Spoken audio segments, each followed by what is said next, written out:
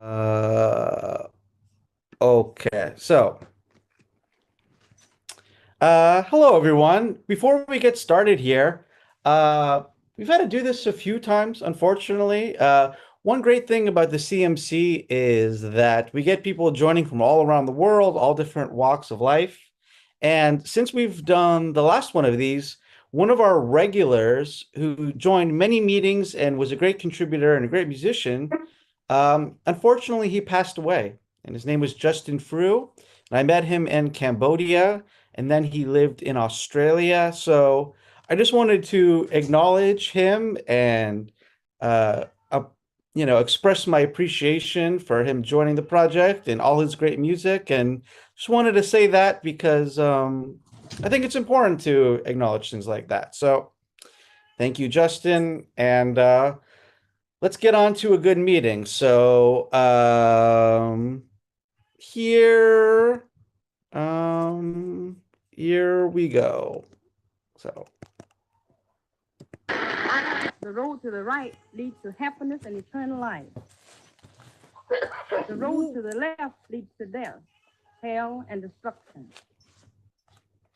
welcome everybody to the Critical Music Club. It's meeting number 68. It's the All Rockin' Roundtable. It trains for musicians, DJs, music writers, music lovers, and miscellaneous miscreants to meet and talk tunes.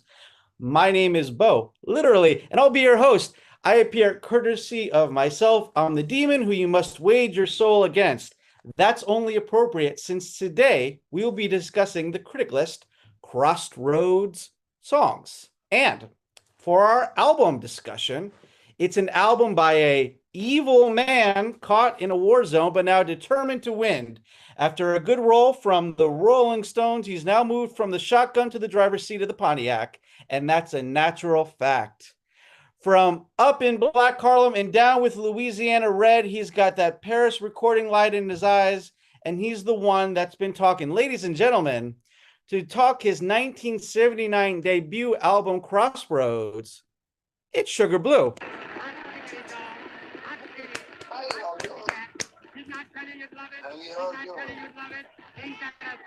All right. So we got Sugar Blue here.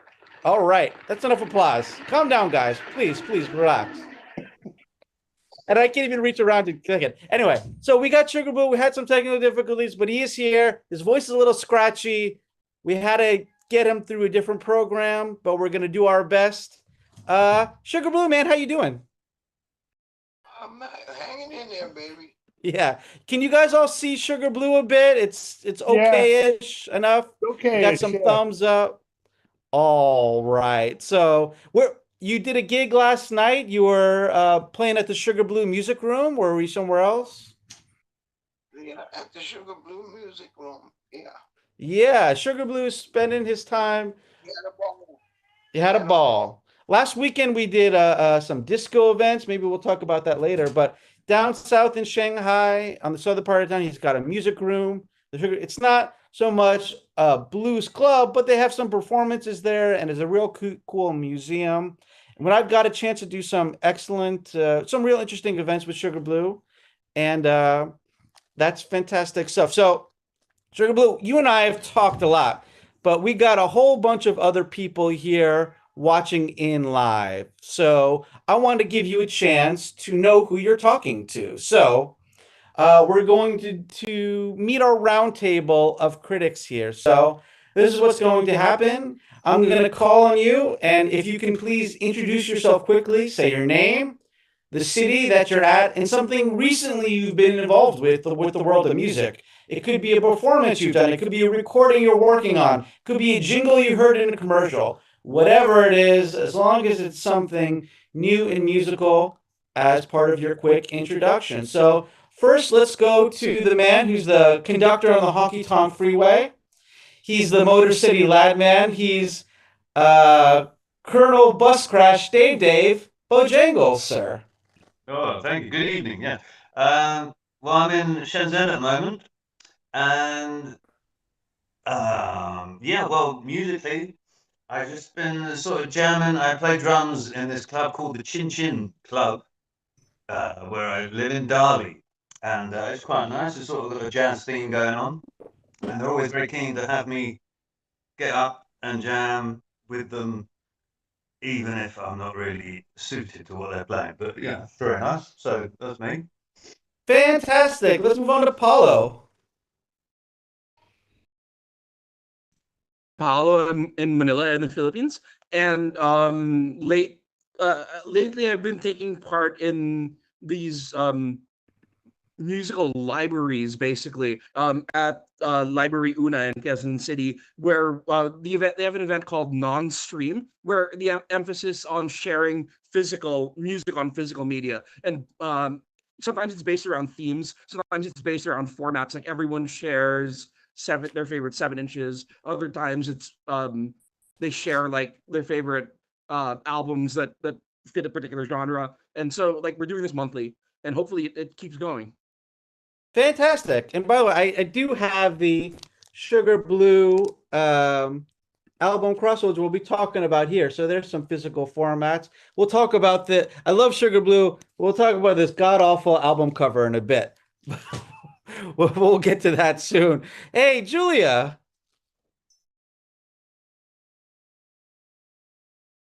Hello, I'm in Shanghai, as most of y'all know.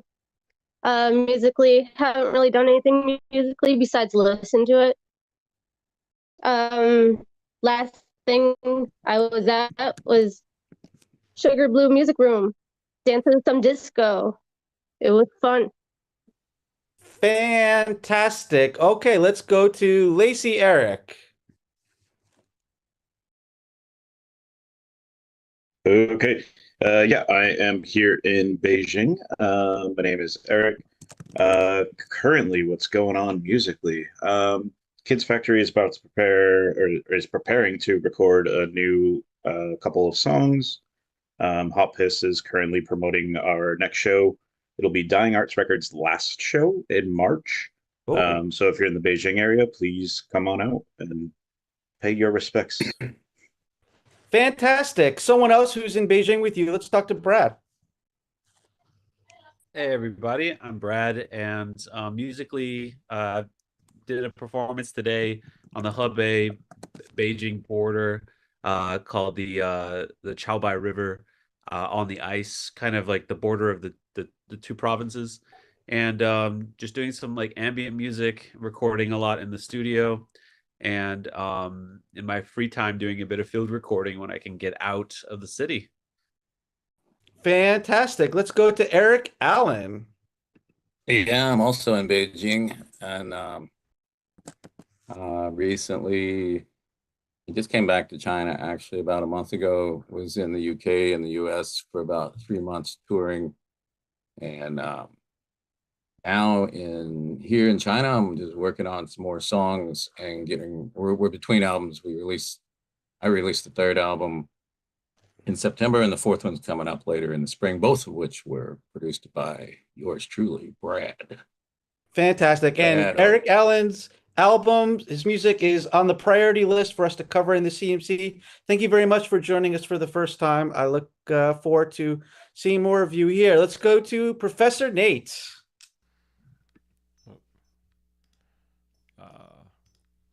I got my mute buttons lined up here. All right, I'm Professor Nate, and I'm in Boston, basically. And musically, I teach 5 days a week right now, and I've got middle schoolers and college students that I'm teaching music right now. But I'm also doing an orchestra, playing in an orchestra right now. I've got an orchestra cycle, and just random gigs that pop up, whatever I do, and some recording stuff, but not a lot right now, but Sounds good. Nate's a great trombone player, and I think someone who introduced me to Nate is up next. Let's talk to Gary. Hey, I'm Gary. I'm in Guangzhou, China right now. I'm from Boston. Musically, I've been actually fiddling around with the harmonica a little, and I have been greatly inspired by our guest. I've been reminiscing a lot in my childhood, growing up listening to the Stones, and I was inspired by him back then. I just didn't know who he was. But now I know the man, I know who he is, and I'm going to get the harmonica moving. And also, my wife bought me some guitar strings a few months ago. And I do plan on getting those on and getting rocking soon. In fact, me and Professor Nate are talking about doing a song together, so that might be up and coming. Very, very cool, Gary. And just quickly, you got your t-shirts behind you. I know you're raising money for the cats that you're fostering. The You want to cats mention that real quick? and the dogs. We've rescued well over 200 cats and dogs now. We put our heart and soul into it. My wife's an angel. We need to raise money though. It's a fortune it costs us, the surgeries and everything. Just the kid. Anyways, I've been learning this Chinese art called Zhongke, where I carve the ancient Chinese words into stone to make a stamp. And then we've been putting the stamp on shirts. This was the first one I did. It's called Da Tong. Da Tong was Confucius's vision of a world of peace. So I put it inside the Western peace symbol. So it's Eastern world, Western world coming together in peace. And then this one was my gift to China, He Ping Fan Rong. It means peace and prosperity. It was my gift to China years ago. It's a blessing. You get the shirt or you get a keychain or mug. The blessing goes with you. And also it helps to pay for these cats and dogs and everything. So. Fantastic. We'll post a link to that in the various social media where you can get a t-shirt and support what he's doing. And so I do quickly want to mention that Sugar Blue, it was such an honor growing up listening to your music. I had that harmonica, Miss You especially, had it in my head so much as a teenager. I really want to give you one of my shirts. If afterwards, if like you can work it out with DJ Poe, I'd love to send you a shirt. The blessing to you, brother. Thank you. Okay, so if Gary's the angel, we have the devil here with a lot less love in his heart. Randy, can you introduce yourself to kind of give the yang to the yin here? You already introduced me. That's it, right? Where are you at right now? The Hague. Where I'm from, hometown. And what music are you listening to, or anything recent with music with you? Devil's music, right? You're listening to the devil's music. Yeah, that sounds about right. And Ella Mae Morse covering Ruth Brown and all that stuff. We just very quickly, someone who didn't get a chance to send his critic list in, but do you want a chance to introduce yourself, Eric, in the States right now, and just say hi? Yeah, hello everybody. I'm the third Eric here tonight. Currently in Baltimore, Maryland. Just found a samba percussion circle that I've joined, and going out to the local bluegrass old time music jam night as well. So fantastic. Glad to be here.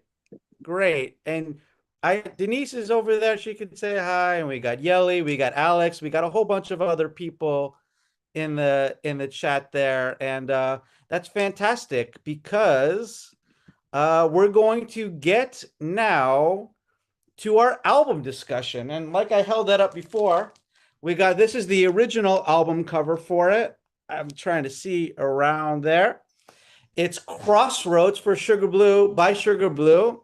Here's a brief introduction of it. This was not Sugar Blue's first album appearing on, but it's his first one as the solo title artist. It was, I think, and I will have to double check this, recorded in Paris in December 1979, produced by Dominique Bouscal, recorded at the Saint Nom Le Bretèche. Maybe I got that right. And one thing I'll mention is a track recorded here, Another Man Done Gone, was later re-recorded with a different version, and that song was released on the album Blues Explosion. And that compilation won the Best Traditional Blues Recording Grammy in 1985. So, Sugar Blue Man, let's listen to a little bit of it. Sugar Blue, you with me, man? I'm here. All right, let's listen to that track, which is listed here as track number 1 on the digital release of the album, and then we'll talk about it. So let's listen a bit right here.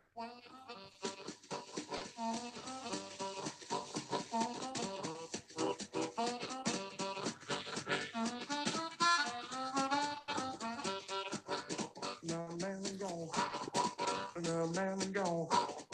Another man and gone. Another man and gone.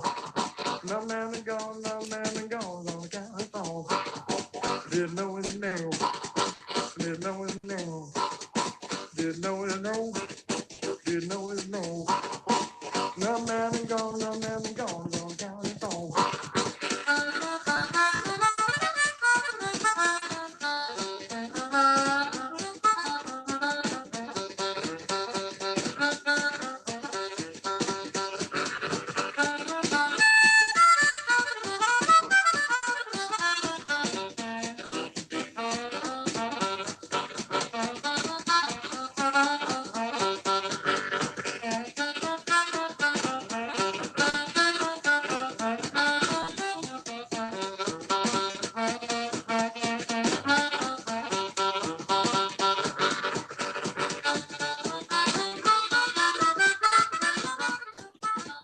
Gonna fade out a bit, even though it's in one of your blazing harmonica solos there. Sugar Blue, when I play that a bit, what's the first thing that you think of? Like, just so you understand and everyone else does, you have a long, amazing career, but we're gonna focus on this album. So when you hear that track from Crossroads, what's something that you think of? What comes to your mind? Oh man, those were my days living in Paris, France, and hanging out and busking, playing the streets, and meeting all kinds of wonderful musicians like Memphis Slim and Kenny Clark. And so many fantastic players, man. It was a great time to be in Paris in those days. And so the sessions, we'll talk about Another Man Done Gone in a second, some more, but these sessions that you did you go in saying, this is going to be my debut album, or were you just recording and then it kind of came together as this album? Oh, it was my I knew this was going to be my first venture as a solo artist. So I did very few cover tunes, but some of the stuff that I did, I like Sonny Boy Williamson, and I did 2 Sonny Boy Williamson tunes. And a Howlin' Wolf tune. Yeah. Well, and I was holding up too, because this is something that was very important for me as a young music fan. It's not about me, but just so you people know, there's 2 Sonny Boy Williamsons, and it's very confusing. They were both born around the same time, but Sonny Boy Williamson 1 was a star first, and he did Good Morning Little Schoolgirl. This is from the second one.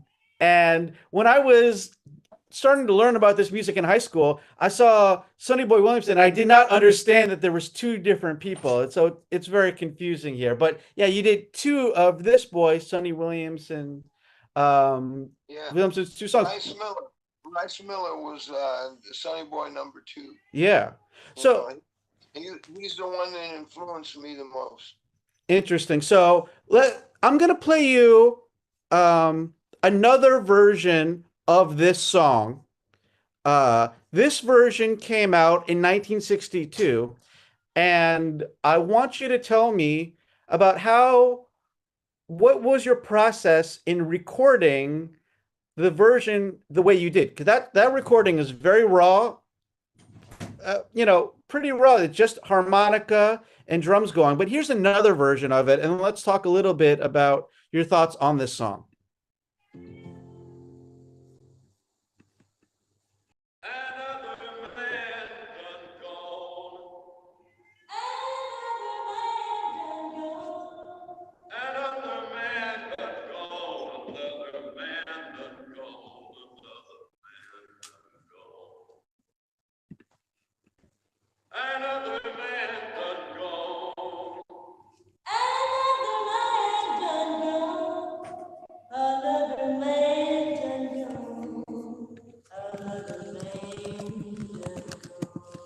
He had a long chain on. He had a long chain on. He had a long chain on. He had a long chain on. They hung him in a tree. They hung him in a tree. They let his children see. They let his children see. When he was hanging dead.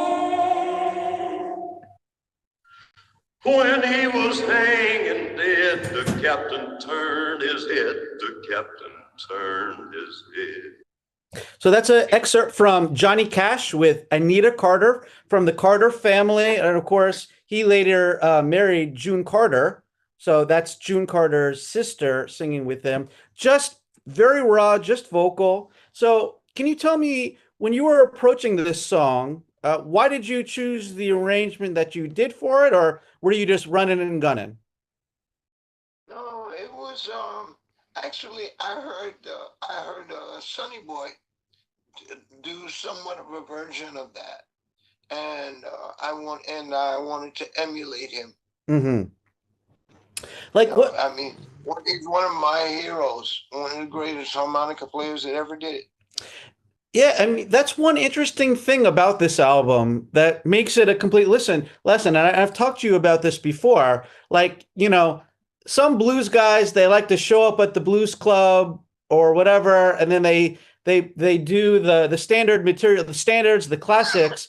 You take much more care in your arrangements, and you have an eclectic amount of material. You know, on this album, there's jazzier tracks, there's horns, there's all sorts of stuff. How did you decide what you wanted to do for each of the songs here? Well, I hear the spirit of the tune in my head, Mm-hmm. and so it's like there's a tune on the record called War Zone, and I thought it needed horns, you know, Mm-hmm. to give it power. And Great. there's another tune called Dark and Hungry, Yeah. and it needed some quiet, kind of soulful horns in the background, you know. It's to elicit the spirit and feel of the music. I got you. Let's listen to a little bit of Dark and Hungry, and then I'm going to ask you about Cecil Savage, and some of the other people you worked. We'll ask you about that, but here's a little bit of Dark and Hungry.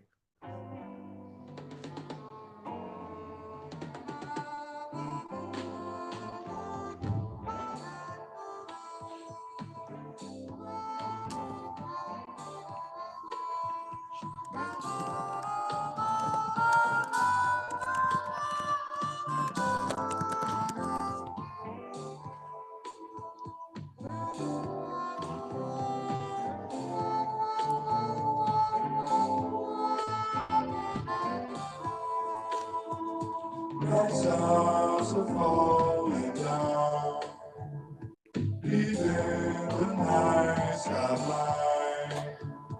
Bright stars are falling down, leaving the night sky blind. I hear the devil sing, calling me in my mind. I'm dark and so hungry. I am an evil man. I'm dark and so hungry. I am an evil man.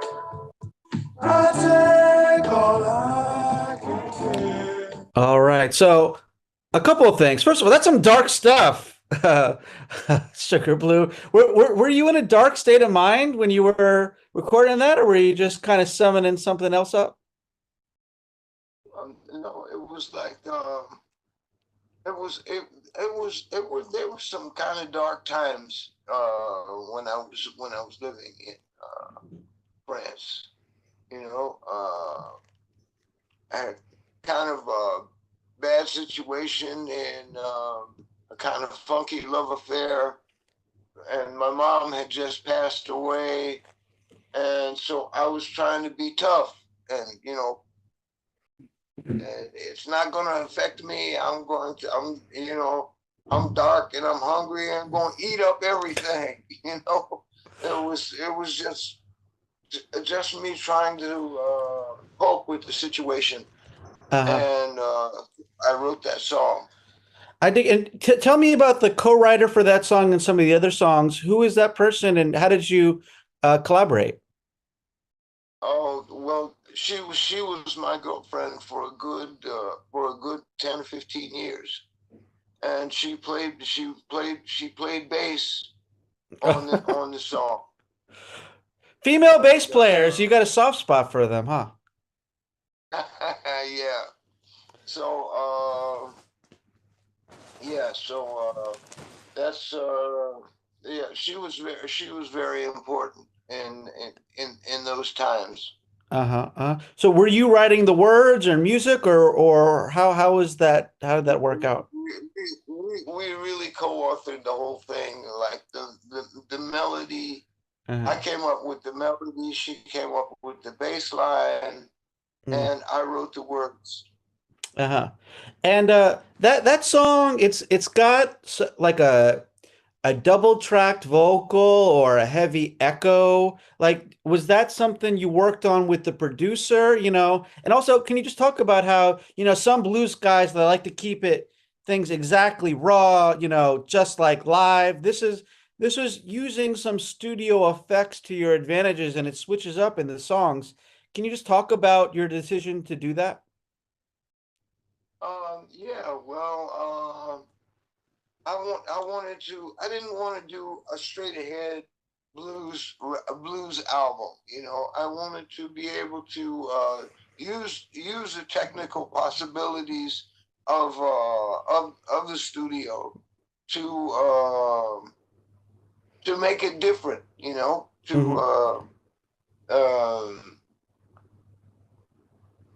to make it different, to make it stronger, to make it more, if you would, more modern. It's like I love the old tradition, but I think that if the music doesn't progress and change, then it dies, and I don't want the music to die. The only way you're going to keep blues alive is to continue to change it. I dig it. So let's just let me just ask you like this. So we've talked before about how when you got the solo deal because of your success with Miss You. Holding that record up here. Rolling Stones Miss You, and you had done recordings with Louisiana Red, and we got some of those we could talk about, but this is your first chance to be solo. Did you feel pressure to do more disco recordings? Was there anyone telling you to do that, or were you just like, that's not really what I do, I want to do it this way? What was the feeling about that? No, I never tried to pursue disco.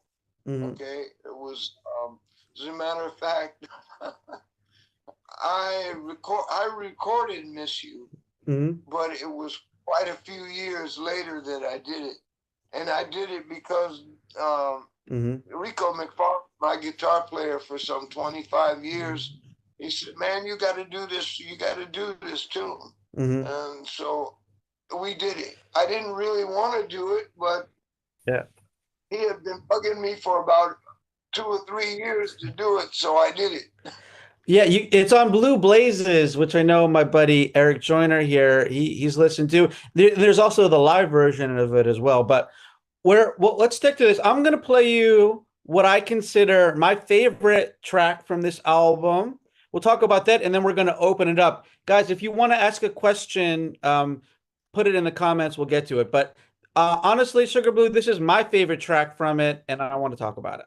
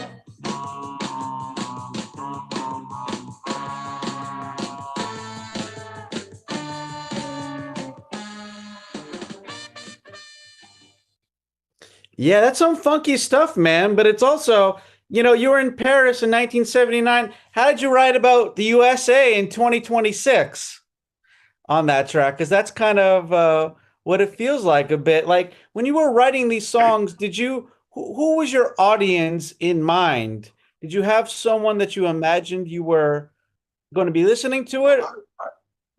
I wrote what I wanted to hear.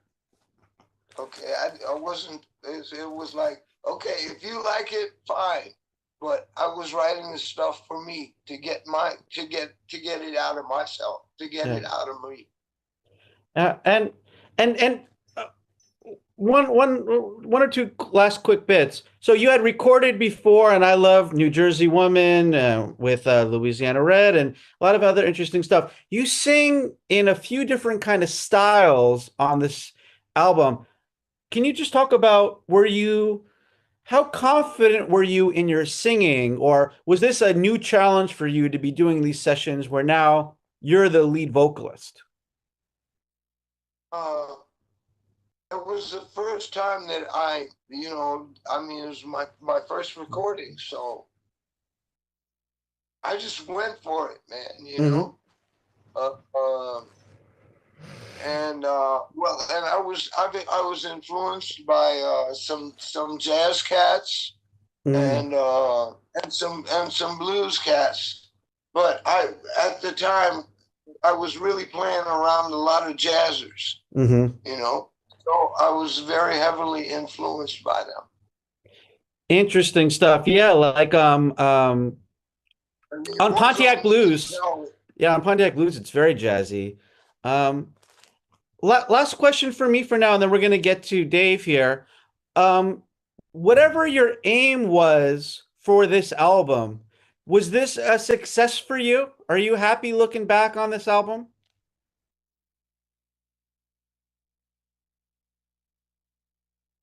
Back in the day, I did it. I liked it.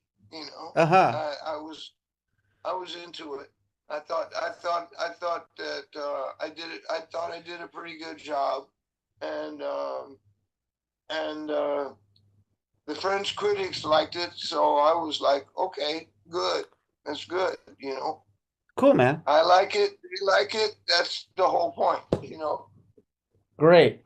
And of course, you continue to put out some great music here. Here's your latest album, and I know you're working on some more with Hilaria, your wife. And good stuff, man. Let's get now to our critics here. These guys are savages, Sugar Blue. I need you to be careful here. They might tear some things apart. So, but we're gonna hopefully they won't be too bad. And let's get to Uncle Dave Bojangles. Hello, Sugar Blue. I was interested in how the recording sessions went, and like, what's your preferred way of working? Like, for example, the Rolling Stones, they tend to get into the studio after midnight and do their best work at those wee small hours. Did you have a sort of schedule, or you just whenever you felt like recording, that was the time to do it? I'm having a really difficult time hearing you.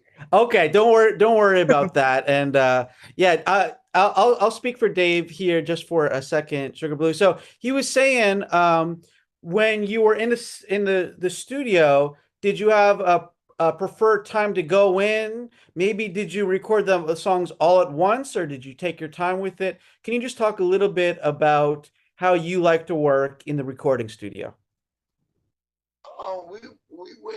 We went in. I think about 2 or 3 days. We took about 2 or 3 days to record the entire album. And we all got together and played it in the same room. And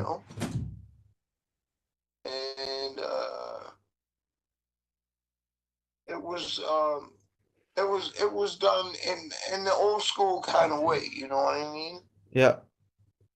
Especially tunes like Pontiac. That was a straight ahead jam. I dig it. Well, one thing that I think will add to Dave's question here, there's been an album released called the Paris Sessions, where they take the songs from this album and some of the other songs, and I think there's like 16 songs total. When this album came out, did you choose what you wanted on the album, or was that just the producer who chose it? And there's been different track listings. How do you feel about that? Well, no. In the record Crossroads, I chose all the material. Okay. And I did a second album with these guys. When I had gone back to Chicago, and I brought a band from Chicago into Paris, and it was all right. It was all right. It was fun. We had fun. It was wild and crazy, but it was good. Wild and crazy and good. I dig it. So let's go to Brad next. Okay, so my question was actually pretty similar to Dave's, but I wanted to know more about the recording process in France and how that was different than how you might do it in the US before or after that. So more specifically, how you were working with the any French musicians or engineers at the time, and how that communication was. So just to give you some context, Brad is a recording engineer and producer, and he was asking kind of about the musicians that you're recording with, or anything about the engineering that struck you as different than recording in the USA. Can you just talk a little bit more about the technical side a bit? We had there was engineering. I had worked on the Rolling Stones record, right? Oh. And the only French musician on the tracks was the bass player Cecile Savage. Ah. The rest were American expats. Mm-hmm. Uh-huh. that were living in France. I got you. And would you say it was a similar situation than when you did the Louisiana Red sessions as well? Was it similar situation? No, actually, a lot of the stuff that I did with Red that was recorded was done live. Mm-hmm. It was done live in a club in London. Very different. I dig it. So actually, just to give some context to that, here's one of the songs that you had recorded a little before. Here's Louisiana Red and Sugar Blue. And then I think we'll go to Gary next with a question. Here's my favorite track from that session, New Jersey Woman. I bought a woman a Frigidaire. I bought a nice clothes, took out an apartment, the brother-in-law didn't want her in there. That's what a blues singer go through. I worked 5 days in a steel mill, bring home all my pay every Friday night. And she tells me to get out of the house, cuts up all my clothes and wouldn't treat me right, sugar. I'm gonna preach now, sugar. And that's why I don't want never no more want a New Jersey women. It's the west side.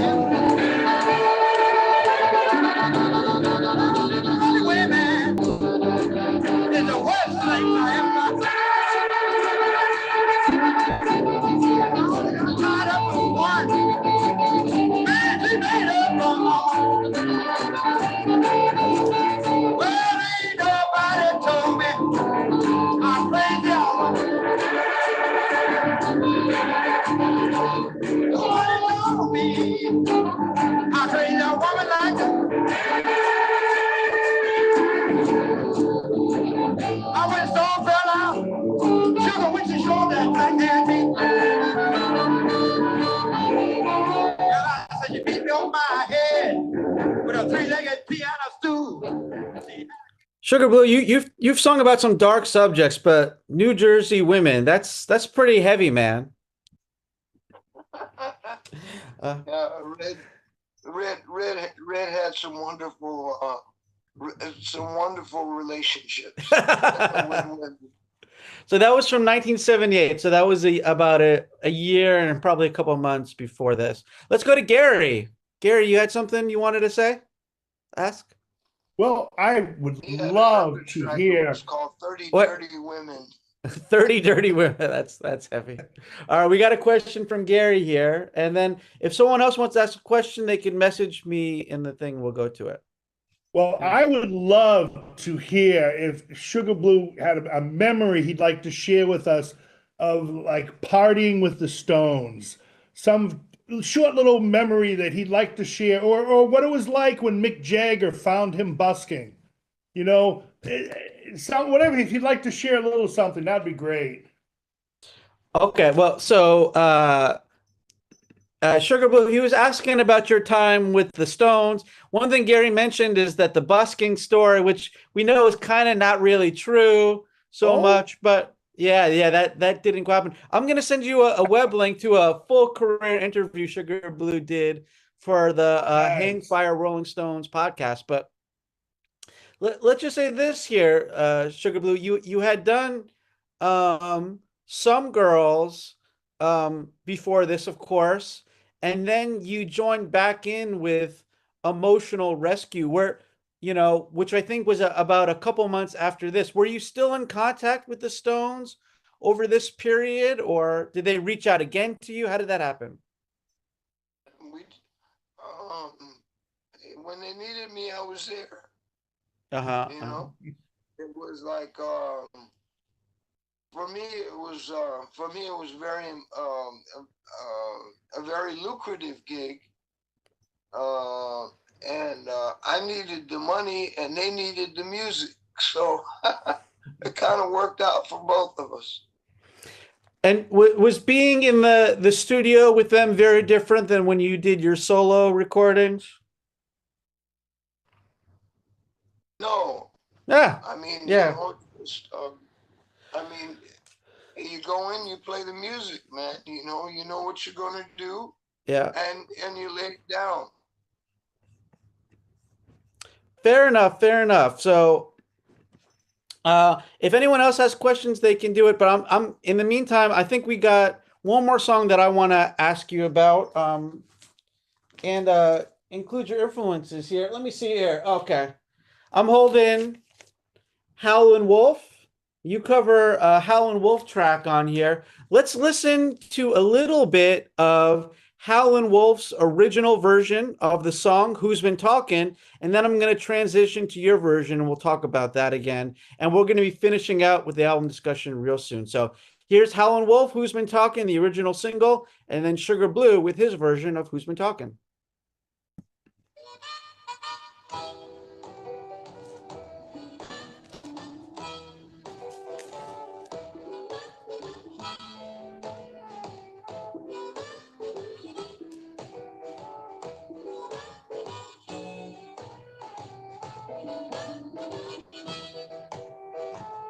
My baby caught the train, left me all alone. My baby caught the train, left me all alone. She know I love her, she done me wrong. My baby bought the ticket, lost her right on. My baby bought the ticket, lost my right on. She says she gonna ride long as I've been from home.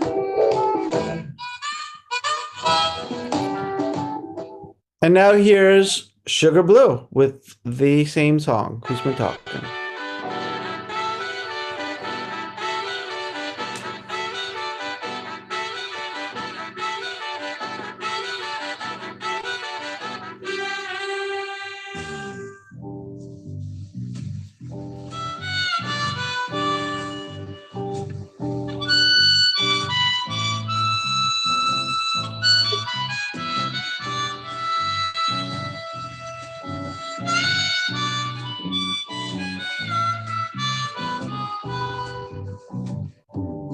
baby caught the train, left me all alone.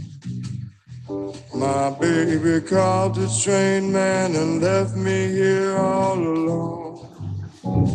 Well, now she said she's gonna ride long as I've been from home. My baby bought a ticket long as I ride on. Well, my baby bought a ticket long as my ride on. Well, now she's gonna ride long as I've been from home.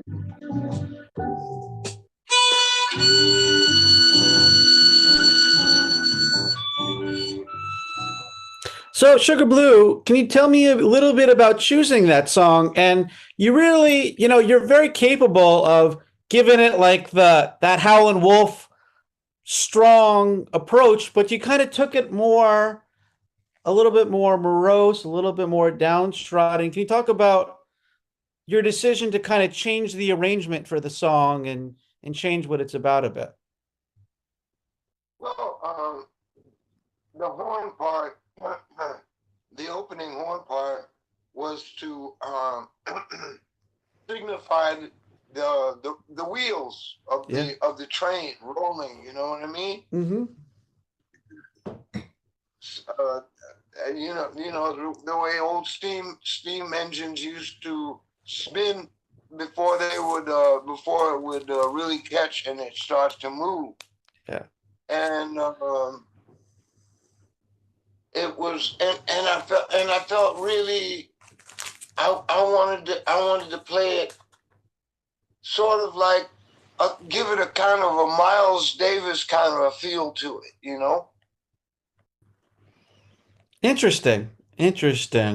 Like, yeah, you really took it in a different direction, and I think that's interesting. And like we talked about, you're someone who, you're out here still recording, still performing. You're not doing the traditional blues thing, even though you're covering a track here. So you have quite the amazing career here. And this was the debut album, and we're gonna finish this year. So thank you very much for talking about your album, Crossroads. Oh, hey man, takes me way back. All right. And so, but stick around right here because we're going to move now to our second half of our event, and that is the critic list. And if you guys are not familiar, the critic list is a ranked top 5 song list that all of our critics submitted before the meeting. And this one was on Crossroads, and let's talk about that a little bit right now as I pull up my notes. Now, we're going to go around to everyone and hear them talk about their list, maybe talk about one song, maybe talk about a couple of them, and then we'll listen to a sample. But before we get there, there's no winners or losers, but it's interesting to see what songs and artists appear the most. Now, the artist that appears the most is the Rolling Stones and Robert Johnson, who of course recorded the original version of Crossroads or Crossroads Blue, and then Bob Dylan, who's someone Sugar Blue recorded with, Bone Thugs and Harmony, Howlin' Wolf, and Willie Dixon. They all appear twice. Howlin' Wolf because he wrote Who's Been Talking, and we got the Sugar Blue version here. The artist points with the most, with a #1 ranking getting 5 points, a #2 4 points, and on. We have the Glimmer Twins with Mick and Keith with 12 points, and Sugar Blue himself with 12 points, which is great, and Bone Thugs and Harmony with 10 points. And the song that appears the most overall, Crossroad Blues with 3 different times, and we have the Crossroads by Bone Thugs and Harmony, the remix, Miss You, and Who's Been Talking. They all appear twice here. So before we get to anyone here, does anyone have first impressions when we gave you Crossroad Blues? Any first things come to your mind, or anything comes to mind when you see the results of this? Anyone want to say anything with that? No calls. All right, that's fine. So hey, so Sugar Blue, let's just talk about your list first, so you can head out and chill out a bit. We can let you sign out if you want. So Sugar Blue, your number 5 was Coco Taylor, Wang Dang Doodle, of course, with the Muddy Waters backing vocals there. Your number 4, Howlin' Wolf, Who's Been Talking, which we played a little bit before. Number 3, Sugar Blue, Day Tripper, your cover of the Beatles classic. Number 2, your version of Miss You from their Blue Blazes album. And number 1, Billie Holiday, God Bless the Child. Sugar Blue, can you talk a little bit about how you came up with your list and what was your thinking behind it? Well, I worked for quite a few years with Willie Dixon, and his material was very important to me, as was the relationship. I mean, because he taught me so much about songwriting, you know, because he had a way. He told me one time, we were talking, and he said, you know, the blues is really incredible. He said, but you got to look at it like a painting. He said the music the music is like the frame. And he said, and the words are the painting itself. Mm-hmm. He said if you're going, and he said when you as good as the music is, you gotta really have you gotta have a really strong message. You gotta have a really strong message, or otherwise it doesn't work. So I was very much influenced by that. And I tried to take that into my head and write and write in that kind of style, you know. I dig it. Hey, so just one question that obviously is related to this. So this critic list was Crossroads. You didn't choose the song Crossroads, Robert Johnson, which is I think an obvious one in a sense, and the album you did was called Crossroads as well.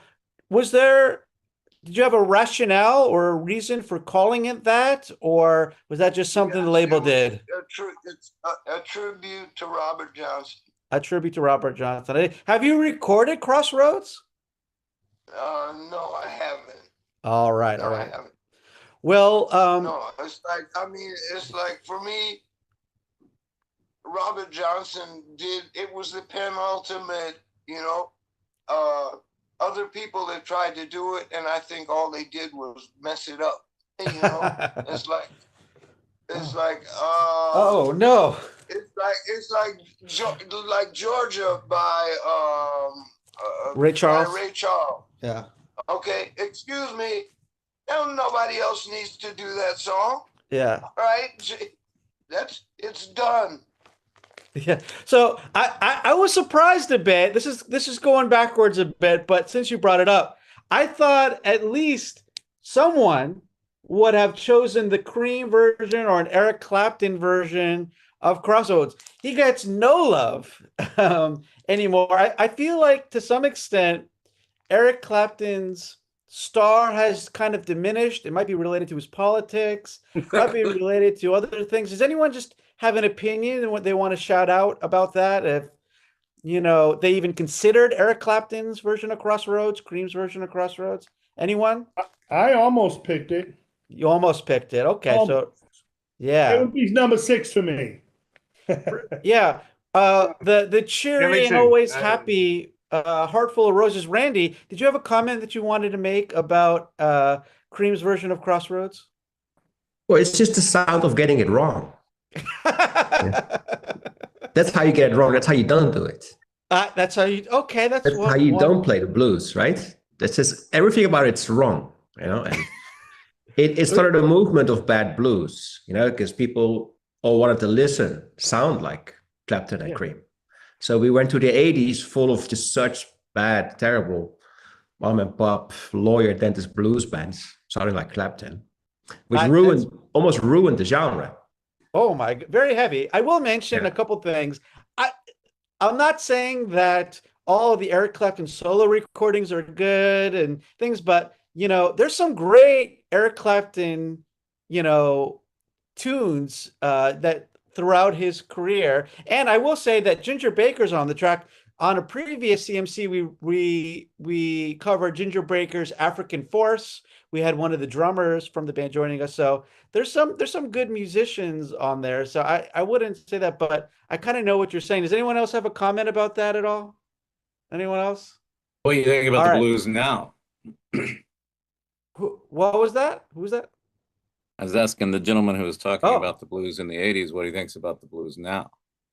Randy, do you have a feeling about modern blues, I guess we could say? Oh, there is so little that is good. That there is some good. The people that are good are the people who aren't trying to be good. That's how I see it. Yeah. But there's a generation that's disappearing.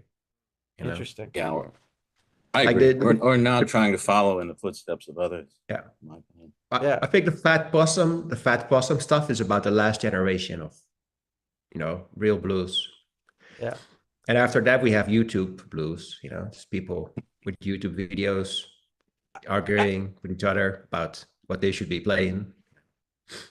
And I will say that Randy does send me clips. We do talk about modern music, and he has his critic list with some interesting blues and blues related projects as well. And Sugar Blues got some great music and performances too. So we'll close off the segment of Sugar Blue here. Let's listen to a bit of God Bless the Child, his number one by Billie Holiday, who you can hear on some of the podcast recordings of Sugar Blue vomiting all over Billie Holiday, just spewing her with all sorts of liquid before she went to the Apollo Theater. Right, Sugar Blue?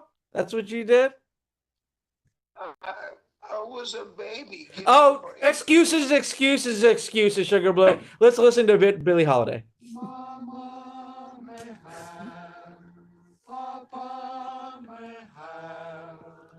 But God bless the child that's got his own.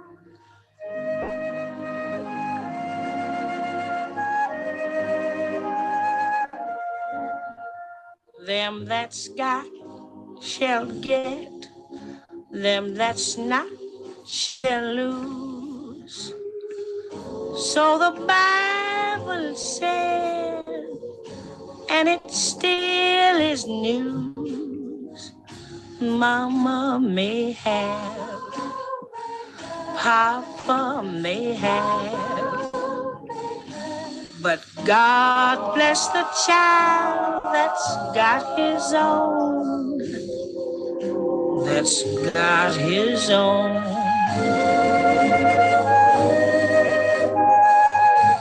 Yes, the strong gets more while the weak ones fade. Empty pockets don't. All right. Sugar Blue, if you want to stick around, you can. We're going to be going to the other people to choose their songs. If you got to go, completely understand it. Whatever you want to do is cool with you. So it's all right. I wanted to say something that Willie Dixon told me. He said, the blues are the roots and the rest of the music are the fruits. Absolutely. And you recorded a song with Barney McGee, and it's called "The Blues Had a Baby," huh? No, I did not. I recorded Rain. No, I didn't record that with him. I recorded a song called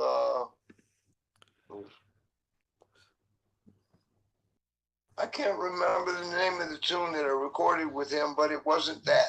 Brownie McGee, Sticks McGee, all those McGees, they all get mixed up. Don't worry about it. I think I got. Well, I'm gonna push back on that a little later, but we'll deal with that some other time. It was called Rainy Day. Rainy On Day. a rainy day.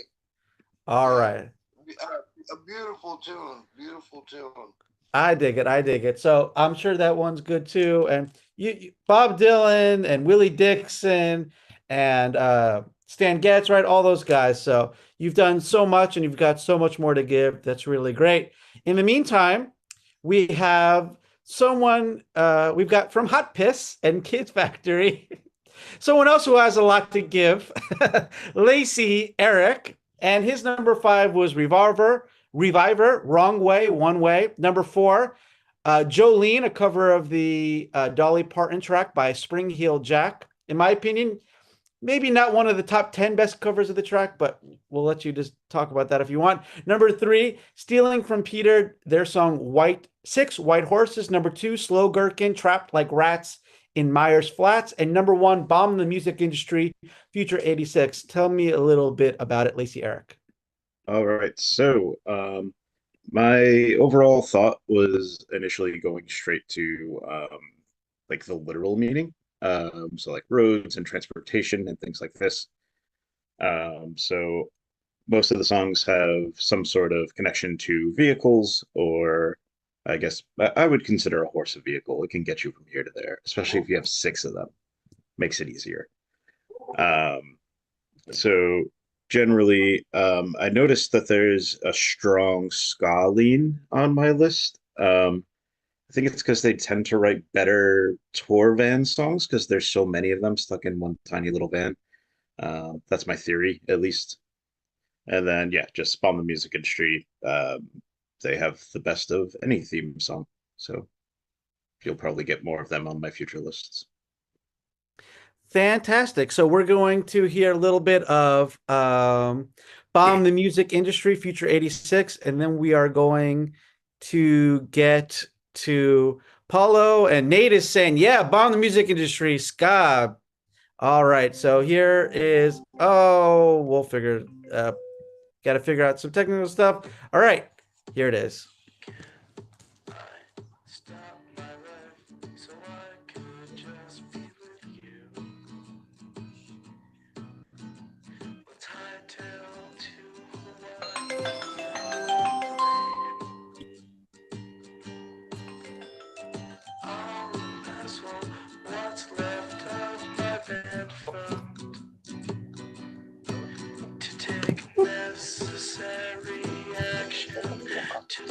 It was a mistake. Bye. It was an accident. You and I will move to New York City. I'll get a temp job. You'll start your career. I'm not being fickle, just realistic. The air is moist, but it never gets too cold this time of year. So tell me, was it worth it? All right, a little bit about that. And of course, you can listen to it more on the Spotify playlist and the QQ playlist, which Lacey Eric put together, and I thank him for that. Thank you very much. Let's go to someone else who helps a bit behind the scenes, Paulo. All right, when I first heard the theme, Crossroads, I went to like the blues lore idea of this is where you meet the devil, or where you're tempted. And so like my whole list are songs that have that vibe of like where something sinister but also desirable. But then with my top song, I picked The Devil Went Down to Georgia because it's the literal confrontation with the devil, but it also has a clear use of the instrumental, in this case the fiddle stuff, that complements how Sugar Blue uses the mouth harp or the harmonica, where the instrument tells the story as well, quite literally in the case of Devil Went Down to Georgia. Well, fantastic. And I didn't even get a chance to read your top 5. So your number 5, Jerry Cantrell and Ludwig Göransson in Moonlight. Number 4, Lee Hazelwood and Nancy Sinatra with the Pitchfork favorite, Some Velvet Morning. Number 3, Nick Cave and the Bad Seeds featuring Kylie Minogue, Where the Wild Roses Grow. And number 2, Leonard Cohen, Everybody Knows, which I rediscovered from your playlist, so I appreciate that. That's a really great tune. And number one, the Charlie Daniels Band with The Devil Went Down to Georgia. Very quickly, you chose that version. I would imagine you're more of a Primus guy, but you chose this version. Do you prefer the Charlie Daniels version? I felt like Charlie Daniels' version was more representative of the theme. I'm not gonna lie, I prefer the Primus version, but I felt that this embodied the theme better. All right, fantastic. We're going to hear a little bit about The Devil Went Down to Georgia, and then we're going to go to Professor Nate on the other side.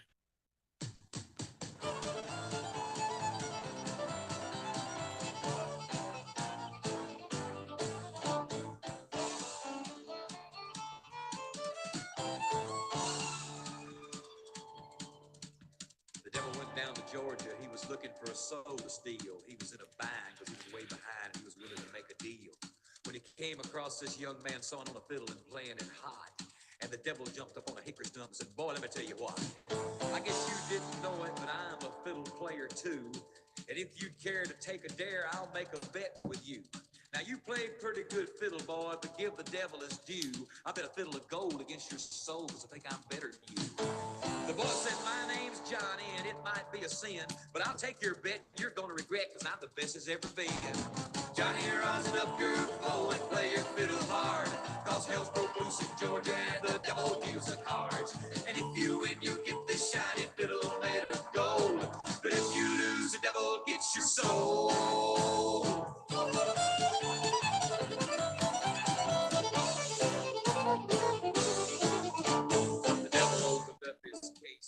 Well, we're not going to find out what happens to Johnny right now, but you guys can check it out some other point. 2 quick points about that song. I recently did a 4-hour mini master's course on evil and for Chinese adults in Shanghai, and I used that song to talk about different depictions of the devil. And it was very interesting to get some perspectives on that and see how people saw the devil as, you know, the suave but kind of foolish. But it was an interesting talk. And number 2, I associate that song with something that probably doesn't even exist anymore, which is that my family would go from Florida to Georgia to Stone Mountain, which is considered a very controversial place, but they have a monument to the Confederate. It's basically like the Confederate Mount Rushmore there. And they used to do a laser show every year with like fireworks and music, and one of the premiere numbers was The Devil Went Down to Georgia. Every time I think of that song, I think of Stone Mountain, Georgia. I think when they started taking down Confederate monuments, they made Stone Mountain completely change. So I got to look that up, but that's definitely reminding me. That's the beauty of music. It connects cultural things and memories and all sorts of stuff.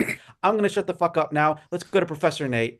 Professor Nate, sir, who's a big ska fan, but didn't necessarily represent that too much on his list.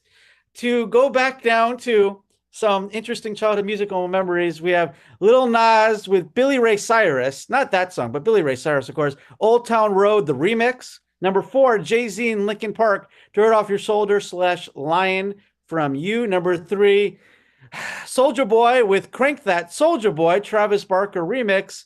Number 2, Flo Rida. Speaking of down south, I'm a Florida boy, featuring T-Pain Low, the Travis Barker remix. And number 1, Betraying the Martyrs, Let It Go. Professor Nate, can you defend this? I don't know if I'm going to be defending much of anything with this, but I will say that my interpretation, just so I make some sense here, my interpretation of Crossroads were like different things coming together. And the only one I really am not going to be able to defend, unfortunately, is my number 1, of course. So I picked, in my mind, the Jay-Z Linkin Park album is one of the best mashup albums that, you know, I'm aware of. It's just hot the whole time through there. But in some ways, I kind of like anytime they have Travis Barker on one of those tunes, playing drums, and they have a little bit of the same kind of vibe that Linkin Park and Jay-Z had together, but it just seems like he's adding more to the song, whereas like the songs in Linkin Park and Jay-Z that they picked to mash up, they just mash up really well naturally.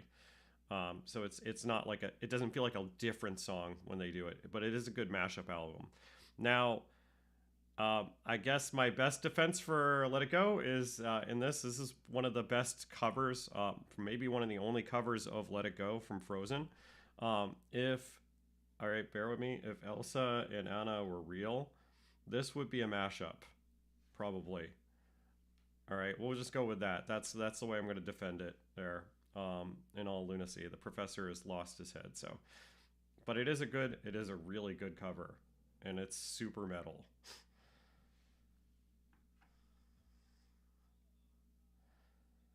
Group chat. Of course, the cult classic soundtrack to the Judgment Night film soundtrack.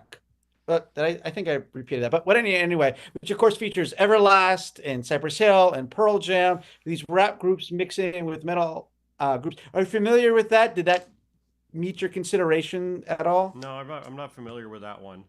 So that's why it didn't meet my consideration.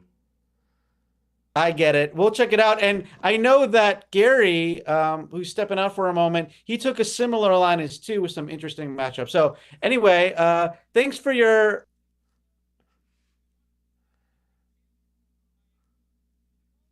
play your number one song. But if you want me to play something else, let me know. I've got them all queued up. But do you want to hear Let It Go, or do you want to hear the Jay-Z track? Has anybody not heard this cover? Because if you haven't, you need to.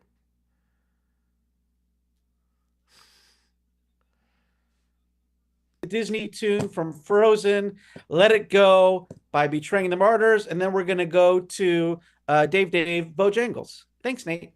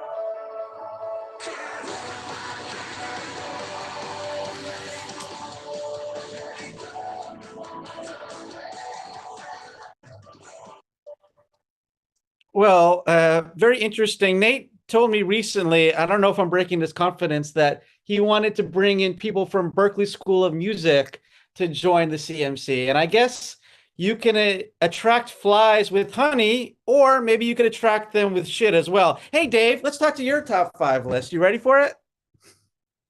Okay, I'm ready. Okay. I'll read yours out. And Dave, I'm going to play more than a minute of it. You're going to get plenty of time. Don't worry. Dave wants to hear more music in the CMCs, and I respect that. Dave, your number 5 is Lightning Hopkins, Mojo Hand. Number 4, Jimi Hendrix, if I get that right, Highway Child. Number 3, The Rolling Stones, covering The Little Red Rooster, written by Willie Dixon. Number 2, Robert Johnson, Crossroad Blues, something that I expected. And your number 1, all the way down from Louisiana to up north, it's Highway 61 Revisited by Bob Dylan. Is today a good day for killing? It depends where you want to get that killing done, Brian. I think it's a good day. Yeah, just tell me about your list, Dave. Yeah, well, I think similar to what Paolo was saying earlier, we're continuing on the theme of the devil, or, Crossroads being somewhere, if you've got some dubious deal to, get done, or some shady business you want to take care of, some gambling, some debts to be paid, this is where you go down and get it sorted out. So I don't know. Yes, we're continuing with the blues theme. Lightning Hopkins, one of my favorites, and he's getting a mojo hand. He's going to go down to Louisiana to do that, probably on the Highway 61. Little Red Rooster, there's a nice harp playing on there. I think it's played by Mick Jagger probably before he met Sugar Blue. What else we got? Yeah, of course, the Crossroad Blues. Highway Child. I mean, with Robert Johnson, I mean, this is the where it all started, isn't it? He went down to the Crossroads. Rumor has it he was offered a terrific way of playing. As long as he signs with the devil, that his soul is forever with Satan. Yeah. And the last one, Bob Dylan, where each verse is a scenario of something happening down on the crossroads of Highway 61, whether it's a killing or if it's a promotion of World War III or whatever it is you're going to do. The best place to do it is on Highway 61. Okay, we're going to play Highway 61 Revisited by Bob Dylan. Thank you very much, Dave. And then we'll go to a modern day troubadour, just like Bob Dylan, Eric Allen. So thank you very much, Dave.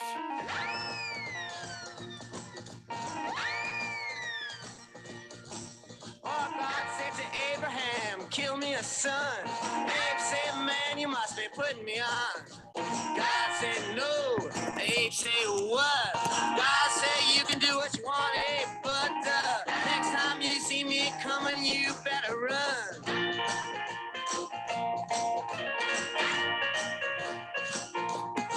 Well, Abe said, well, you want this killing done. God said, on Highway 61.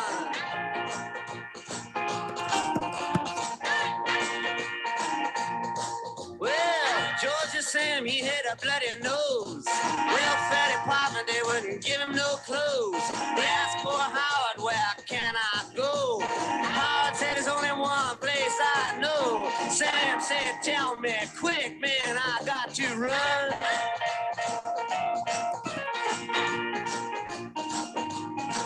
Oh, Howard just pointed with his gun and said, that way down Highway 61. I just posted a photo of me on Highway 61 there in the group chat. And so on, Eric, did you make it onto Highway 61 recently? Yeah, actually, I was just thinking about that. Yeah. All Highway right. 61 going up through western Mississippi up there. Yeah. That was really cool.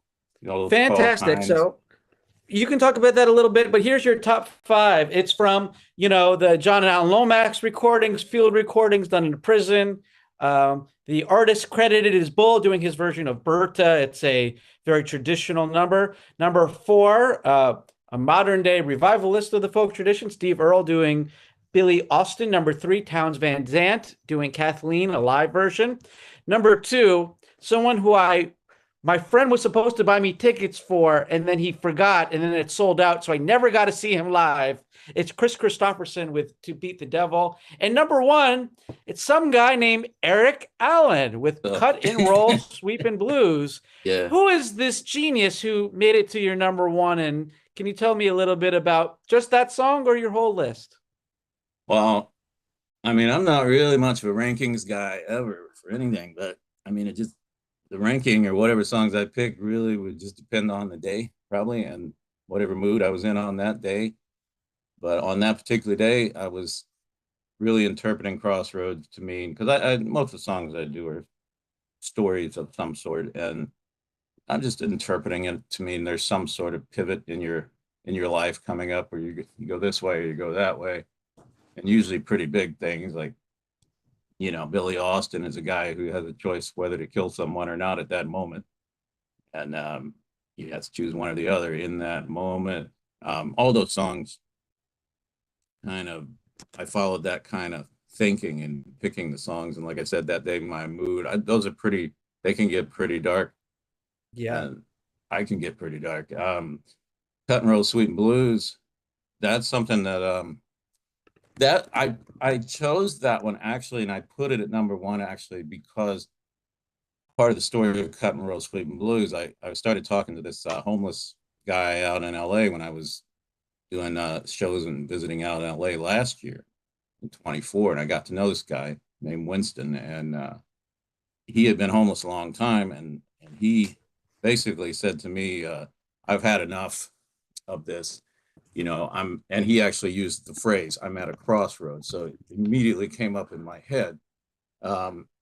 You know, what am I going to do? Stay on the street? Or because he said the police are always trying to move me along, get me off the street, sweep me off the street. And he just said, I've decided I'm just going to go with my faith and try to make it to the promised land based on my faith.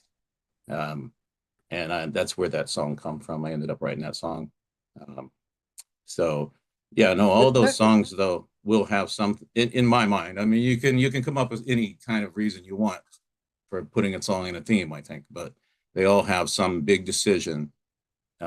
Chris Christopherson's song, which I love, To Beat the Devil, I think of that as a crossroads that a lot of musicians face at some point, which is, do I keep doing this, banging my head up against the wall, doing this, or do I just go get some job, or do I follow my passion? That song reminds me of that.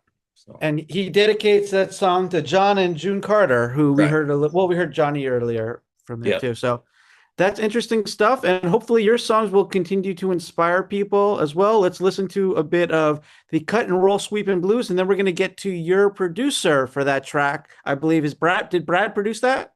Yep, he did. All right. So thank you very much. Great job, Eric. And wonderful to hear from you. Here it is. Cut and Roll Sweepin' Blues by Eric Allen.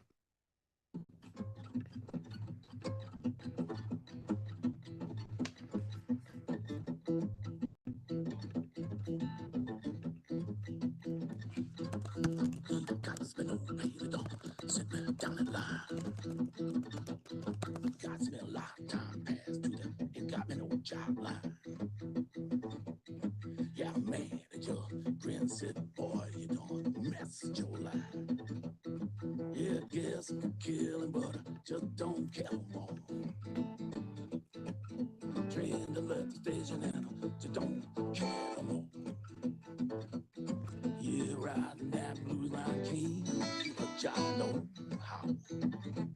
I get out on Monday, there be no one around. Friday and Saturday, everybody hit the town. Come Sunday, yes, I'm in a good law, I'm working on now. What we gonna do?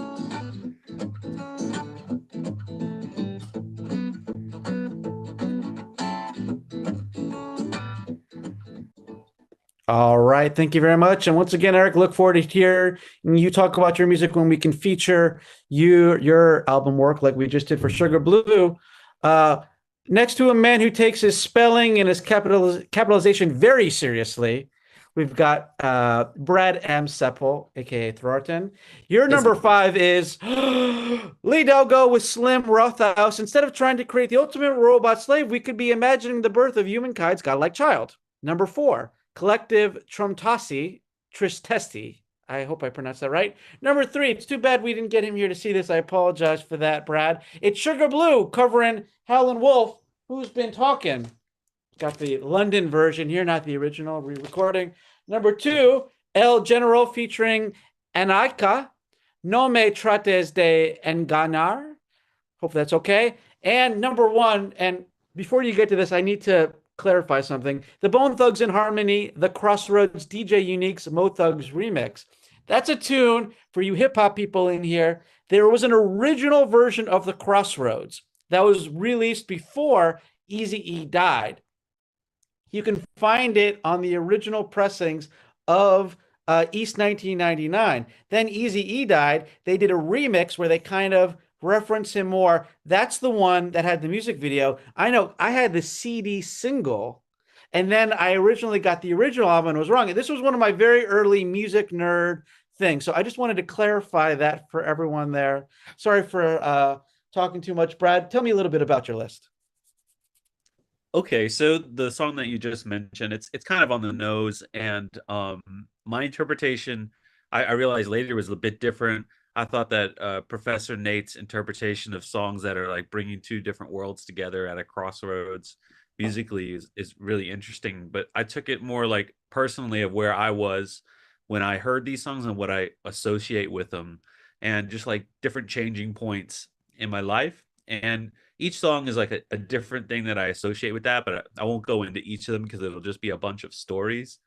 But number five, especially Lee Daiguo, he's an artist that I really looked up to when I was kind of starting to learn to play Chinese instruments, especially the pipa. And throughout the years, these last like 17 years I've been in China, I've got to know him, and I actually wound up working with him on this record. And so the crossroad bit is kind of about like how I transitioned to start doing more engineering work and focusing more on audio as my career, and how these people I kind of looked up to, like when I was just doing it as a hobby, I could later work with them. So I chose that song as like a crossroad, and it's number five, but it's no real particular order, but that would be the one that I would talk about out of the five most. Fantastic. And just to clarify something that you brought up, the CMCs evolved a little bit, and what we find to be the most interesting is there's no wrong answers. We don't say, what's your favorite song in minor tuning or your favorite songs with an oboe solo? However you interpret it, I think is really half the beauty of the thing. It's not just what people decide, it's how they choose to decide it. So there's perfectly fine with how you did it. And I think that it becomes an interesting exercise in that regard. Right? Oh yeah. So yeah, do you want me to play the Lee Dago song, or do you want to hear Bone Thugs and Harmony? What do you want to hear, Brad? Well, I know someone else had it on their list, and I don't know if anyone's heard it. It's a classic, but yeah, I mean, if you want to go for it, you can. The Lee Daiguo song is okay too. You're open. discretion. We're gonna go for your number one, Brad. That's cool. And then we're gonna go to Julia. You ready for the harmonies, people? You ready for the music video? Here we go.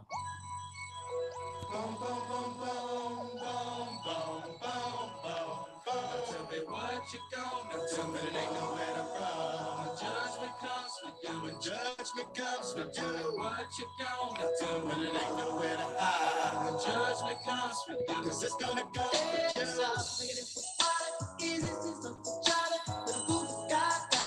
And I'm gonna miss everybody out of all the clothes my gang looked at my bag. Playing for dust and they play too deep with each side. The days I got too deep. Tell me your future deceased, but it please. Marry me by my grand man, your way you can go. God bless you, working on a plan to heaven. Follow the Lord on 24/7 days. God is who we praise. Even though the devil's all up in my face, but he keeping me safe and in my place. Say grace to the gates we race, but I change the face of judge. And it blesses my soul with books. Grudge because there's so much of a dust. Ooh, what can I do? It's all about the family and how we do. Can I get a witness? Let it unfold. We live in our lives, so we turn our soul. Hey, hey.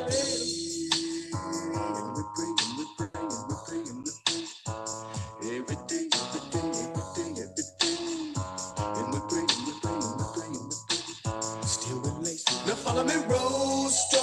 Whether it's color or seven, come let's go take a visit to the people that's long gone there. Well, it needs a terrible. Instead of giving up on their family. Exactly. How many days without laughing? We laugh and dance. Yeah, really from a time where hip hop, all the acts really had their own sound to it. That song was so interesting when it came out with the harmonies and stuff. They're one of those groups that I feel like if they were able to keep their shit together, you got Lazy Bone, he's leaving, different members interchange and stuff. They would just keep their shit together. They would have had a much more prolonged success. Does anyone have an opinion about that? Anyone think? Cleveland hip hop all day. Anyway, Julia. All right, your number five is the Insane Clown Posse. Whoop whoop, the Wraith. Number four, Ouija Mac. You got your doll there somewhere with I'm Nowhere. Number three, Shaggy 2 Dope, who's also in the Insane Clown Posse with Dono. Number two, Prozac featuring Chris Calico and Tech Nine with Purgatory. And your number one, Bone Thugs and Harmony, the Crossroads DJ Unique's Mo Thug remix. Can you tell me a little bit about it? Okay, sure, yeah. So I saw the theme, and instantly my brain said this song. Okay, that's it. That's why Bone Thugs is number one. Now, then my brain took it even further, and that song, because of when I encountered it for the first time, I just kind of went very dark. Death and suicide, and that explains the rest of them. Okay. But funny thing, and I didn't realize this, I saw all of these people in August, last August at the Gathering of the Juggalos. It was great. Did the Bone Thugs finish with the Crossroads? Was that their final song? It was like their second to last song, but I had to distance myself from the stage for it because like it brings up a lot of feelings. You Sure. understand. But I I dig did it. watch them for most of their set, yeah. Yeah, I would quite. Were they able to do the harmonies live, or was it Yeah. kind of muddy? No. They were able to do it. It was pretty good. All right. Well, let's keep listening to Bone Thugs and Harmony. We'll continue with the song, and then we're gonna go to Gary in Guangzhou. Thank you, Julia. Oh, wait, what's that?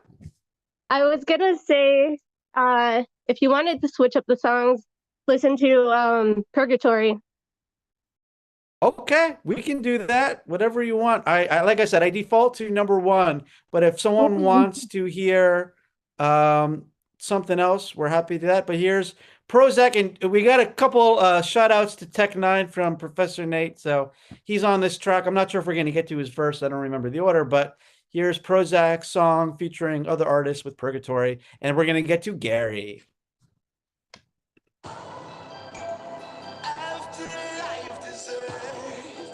Is it really, really, really? Wish I could find a better way. Yeah, that I would lay me down and give my life to you. There's nothing left to do.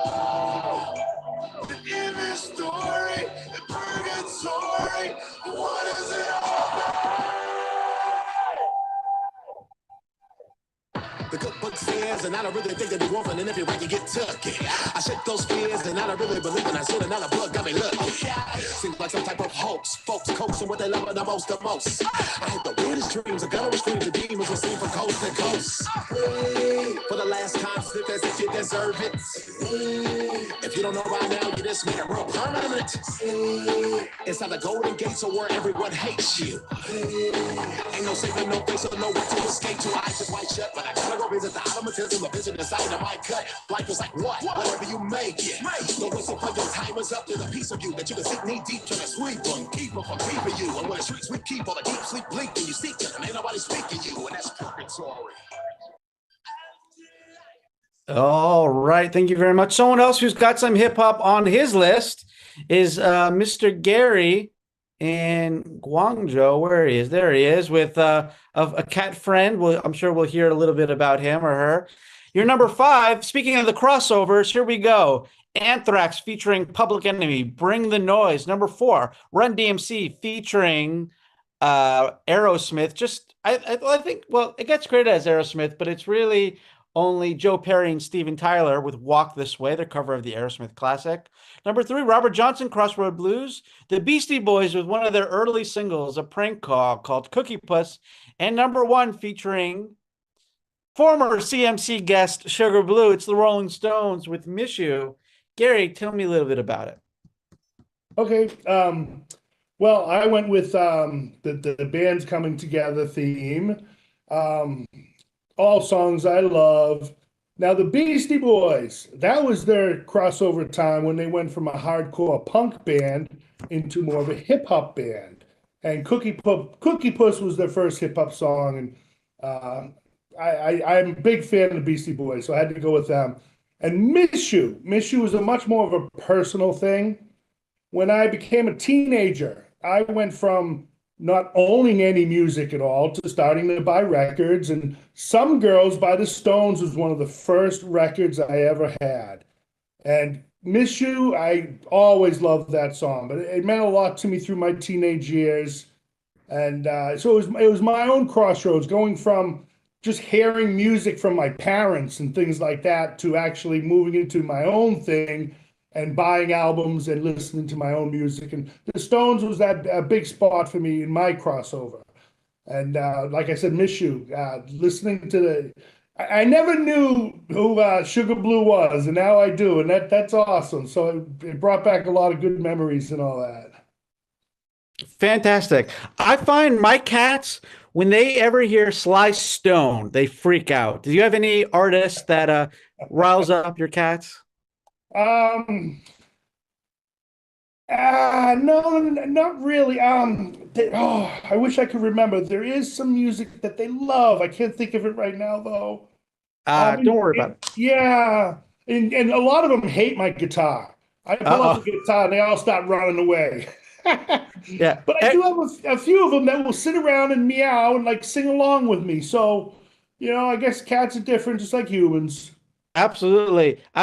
Gary is also a hardcore music fan, and Eric suggested his band, Hot Piss, might rile up your cats. I think that my cats can hear the Crazy and Sly Stone, so that gets them going, but maybe they'll also react to some Hot Piss. My I'll cat's get the them to same. listen to some Hot Piss, no doubt. Who just said something? My cat also, Sly and the Family Stone. It gets him Nice. moving. It's mad. Yeah. I think they can sense the crazy. I think I it don't freaks know, them yeah. out. I did just remember Bigoton. When Bigoton, the first time he came over, one of our cats, she passed away last year, but she literally came out and was dancing to Bigoton. I was blown away, and she literally started twerking. So reggae, all right, reggae. Yeah, it was unbelievable. I mean, she's a cat, but wow. Yeah, that was definitely a big memory. All right. So here's your number one, though. It's Miss You by the Rolling Stones. Then we're going to go to Randy DJ, Sly Boots, and then we'll finish up with mine. Here we go.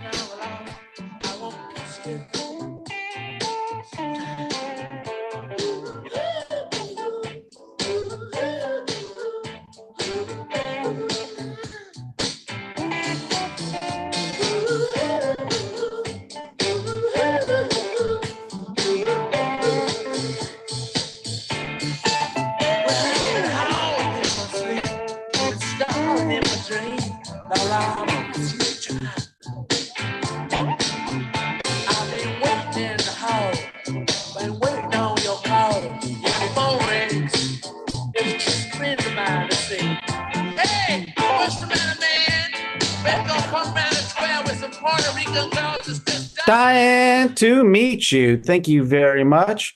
And let's get to Randy. Randy, your number 5 is Eric Clapton, Wonderful Tonight. Number 4, Sunshine of Your Love. Number 3, As My Guitar Gently Weeps by Stevie the Ray Vaughan. Beatles. And Yeah. John Mayall Blues Breakers with I'm Your Witch Doctor. And all Eric Clapton list. Isn't That's that it. amazing? You're You full got of it. shit, That's huh? amazing, right? Yeah. Okay. Just kidding. Just kidding. Your number 5 is Hazel Atkins, a real genius. Get out of my car. Number 4, Johnny Otis, who I got tattooed right there. Early in the Morning Blues, shaming me for not choosing my favorite guy. Number 3, Hank Williams Jr. with Georgia Woman. Number 2, LMA Morris, Daddy Daddy, covering Ruth Brown, I think it is. I think that's a Ruth Brown track. And number 1, a real genius of rockabilly music. It's Charlie Feathers with Release Me. Tell me a little bit about it, Randy. Yeah, so my dislike for white blues is pretty obvious. So this was the hardest list to ever make, is to think of 5 good white blues tracks. Because we all know that the black blues of the middle of the century, that's the holy grail. It's all good. Yes, you can't argue about it. It's good or it's great or it's genius, right? It's all on earth. There's nothing rare. We know all the songs. So it's okay. Crossroads, I thought of my youth in the 80s, 90s, going to the bar. I watched all the dentists, lawyers, blues band play Crossroads. I got my mojo working. 8-minute minor pentatonic scales, just it was hell, it was just so boring, so I picked 5 tracks which are much more essential in blues. Yeah, To and me, so I don't think communicated people realize through- this. So Yeah. these are all 5 of these main artists are white artists. Yeah. Yeah. And did Charlie Feathers ever come through Europe? Did you ever see him? No. Oh, I wish. Yeah. I wish. I mean, this is a gray heart Charlie Feathers, like later in age, Oh yeah, he kept doing some he kept doing things just purely out of just hobby and fun, and and he just was so himself. That's what I like. He was not trying to be blues. He was just literally him being him. Yeah. And he Okay. really has the sound. It's probably the best white blues singer that I can think of. Oh, interesting. No Janis Joplin doesn't do it for you? No, so it's a good comparison because I picked Ella Mae Morse. Yeah. Why? Because Ella Mae Morse was a sexy blonde with big breasts. And Janis was more like an intellectual hippie bohemian girl, which I think is not blues, I think blues should be sexy. Ella Mae Morse was sexy, It depends, like Ma Rainey, Bessie Smith, these are kind of rough chicks too. Yeah, not but they're disparaging them. sexy. They're also sexy, Interesting. All right. Well, thank you very much, Randy. Love your contribution from the dark side. And here is yours. Then we're going to get to me and we're going to finish up the meeting. Charlie Feathers with Release Me.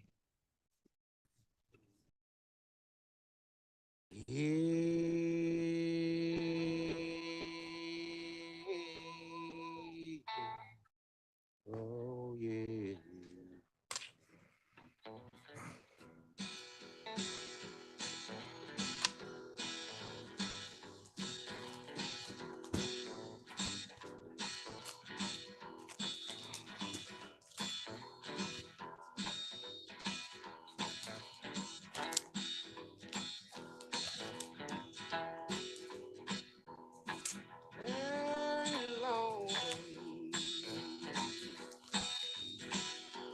In my home alone. Oh, Lord.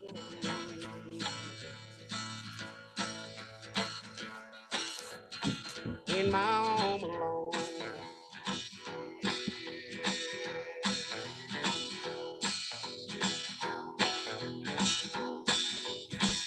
Ain't nothing to live alone by yourself when you're in love with another woman. Excellent stuff. Yeah, Redheaded Mamo, One Hand Loose, just so many good recordings, good stuff. And you guys all did great, but now I'm going to give you guys the correct answer. So take notes and note what you should have done. My interpretation was songs where people have to make a decision and go one way or the other.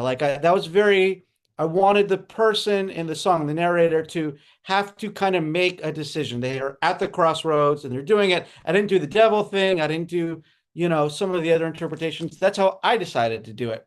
My number 5, former guest for the CMC, Micah with Borders. Border on the Wall, Relationships, Not Which Way to Share to Go. Number 4, from the great storyteller, from his album, The Art of Storytelling, it's Slick Rick with Two-Way Street. He's caught in different situations where he might cheat on his lover and he has to make decisions. Number 3, especially with Crossroads, I'm thinking Trains, and we had Sugar Blue. Jimmy Rogers, an absolute genius. So I picked a song of his where he has to make a decision like that. It's Train Whistle Blues. Again, focusing on that interpretation, one way or this way. I went, and this song's got harmonica on it too, which gave it some bump. Bob Dylan, Most Likely You'll Go Your Way and I'll Go Mine. I chose the original. The Mark Ronson remix is not bad, but very, very strong choice. And my number 1, someone who I just don't think gets enough love in the general music community is Lord Flea. He was the king of mento music, the music that from Jamaica that predated reggae. He did move to Miami. He's most famous because the more handsome and conventionally talented Harry Belafonte ripped off everything he did. But his music Lord Flea's is really quirky and weird, and I think he should be considered someone like Howlin' Wolf or Muddy Waters, who's part of the canon. And his song, I Can't Cross Over, talks about his struggle and trying to reach the mainstream, but it's more deep than that. He's trying to cross over in relationships, in life, in love, and then even kind of when he does at the end, he's not quite sure about it. It's a really deep, simple song that's really beautiful, and it's my number one. We're going to listen to it, and then we're going to close the meeting out. So once again, Lord Flea and his Calypsonians with I Can't Cross Over.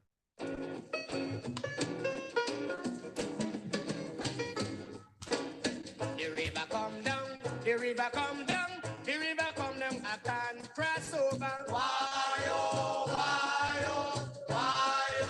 can't cross over. The river come down, I can't cross over. Why, oh, can't cross over. Me look so, look right down in the water. Why, oh, can't cross over. The river will come down, I can't cross over. Why, oh, can't cross over. I take piece of stick, drop into the water. Why, oh, can't cross over. Me brother come there, save me from the water. Why, oh, can't cross over. Yes, river come down, I can't cross over. Why, oh, All right. So we're reaching the end now to Critical Music Club number 68. I wanted to thank you guys for joining it. All the critics, everyone's sitting in. right. Oh, wrong button. There it is. Cool. And next weekend, Sunday, of course, everyone is welcome to sit in. If you guys didn't enjoy, please give me some feedback to how we can improve these meetings. I'm sorry for the technical difficulties with Sugar Blue. Try to arrange some meetings and stuff earlier this week. I was told it's fine. You know how it goes. Next Sunday, we have Dr. Andrew Field, who I worked on Rocking China with, a book about Chinese rock and roll. He is going to be presenting the White Album and making his argument that it's the greatest Beatles album. He just made a YouTube clip, which is like his thesis about it. We've gotten some feedback that people like when the main musicians don't join the club, so we're going to be trying some more of that, but still having some special guests like Sugar Blue. So next week, Andrew Field talking about the Beatles' White Album, talking about roller coaster songs.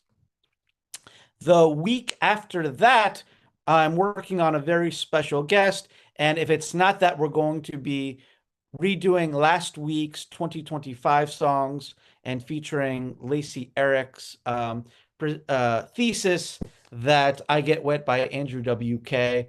Anyway, lots of stuff. Please help spread the word. I'd love to get people from more cities, ways you want to improve things, all of that stuff. We can hang out a bit and talk or not. It's all good. No worries, Brad. Thank you very much for tuning in. Spread the playlist, spread the love with Sugar Blue.